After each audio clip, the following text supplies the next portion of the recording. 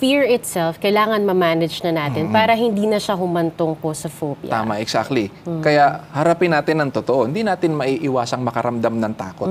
Pero yung aalipinin tayo ng takot, yun ang hindi normal. Ibig sabihin, parang pinapayagan na nating humantong tayo sa mas malalang sitwasyon. Naku, huwag nating hahayaan po yun. Di ba, mga malaming viewers? Kailangan makontrol natin ng fear, ma-manage natin ng maayos. Kaya ano po ang mga coping strategies para ma-overcome po natin? Una, yung sa fear.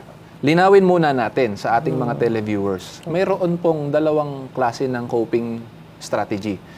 Yung isa ay tama, yung isa ay mali. Ang maling coping strategy, yung babaling tayo sa illegal na droga o kaya sa magbibisyo tayo para malunasan. Ang totoo, hindi naman malulunasan ng mga ganon ang ating fear, kung ano man yun.